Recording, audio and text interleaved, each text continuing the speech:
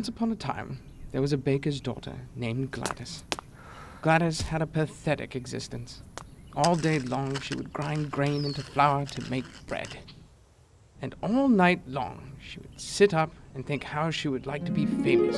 Oh, to be famous, with untold riches and men falling at her feet, and her own line of action figures. One night, a strange little man appeared before her. Little lady, I can make you famous overnight. But who are you? Who am I? I'm what is known as a PR man, public relations. You know, publicity, flackery, glamorize the unglamorous, turn that pedestrian splendorous. Now let's see what you can do, baby. Oh, well, I grind wheat into flour from a pod. Grind wheat? I love it, I love it. What do you mean you love it? Whoa. I'm looking for an idea, you know, like the spark. I got it. You grind wheat to make great tasting 200 proof whiskey. But I can't make wheat into whiskey. No fret there now. I'll do the talking. And so it happened that overnight, Gladys did become famous. Gossip page, talk shows, and some rather large chaps that really enjoyed beating up the fans. Of course, nobody ever tasted the alcohol, but through the PR man's magic. And since it had appeared in all the papers, the people believed it. Every one of them, even the big boss. I understand you make wheat into great tasting 200 proof whiskey, so I'll tell you what I'm gonna do. I'm gonna put you in a room full of the very best wheat and have you make some of your phenomenal whiskey. 300 gallons, please. And none of that 70 proof garbage. But Of course, if you can, you will be locked up forever in my grungiest press. And I'll also expose this racy video of you. oh, Just then, who should pop in but the PR man? Woohoo! Not so fast, my good man. My client ain't giving no whiskey away, you know. However, she will make her special whiskey for you under one condition. That if she does, she becomes your wife, and she gets her own line of action figures. The boss agreed and signed on the dotted line. So did Gladys. And then Gladys was left to her task. well, mister, now what? Now, have I ever let you down? And true to his word, as the girl's eyes widened with amazement, the little man made a few barrels of full, pure, distilled 300 proof whiskey. And now, my dear, our business ends.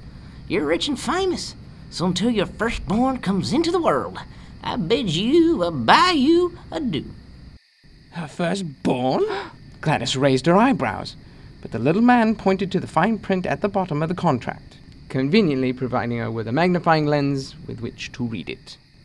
And sure enough, there it said in black and white that her firstborn child must be given to the PR man. Gladys wondered if the PR man had ever heard of adoption agencies, which would seem like an easier way to adopt a child. But it was too late. She had already signed it away. About a year later, a beautiful child was born to Gladys and the boss. And sure enough, the little PR man came for the child, according to the contract.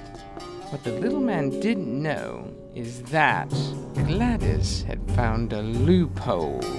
A loophole as big as a Mack carriage, mister.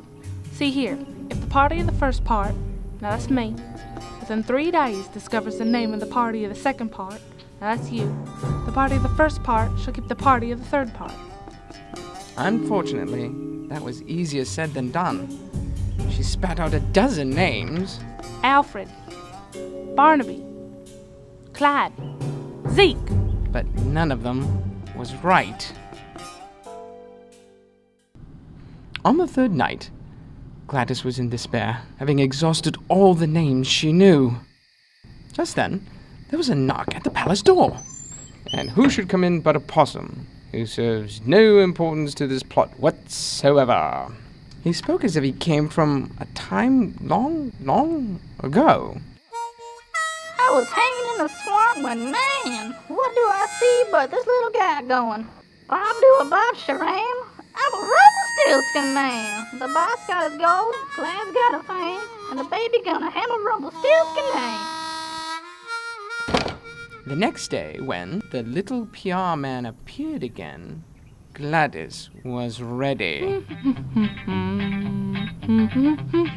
Ba-do-bop-shoo-ram, you are Rumpelstiltskin man. Jehoshaphat!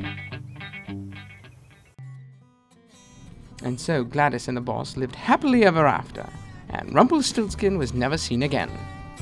There were several reports concerning a young girl who could make diamonds out of turnips, but of course, that was in another county.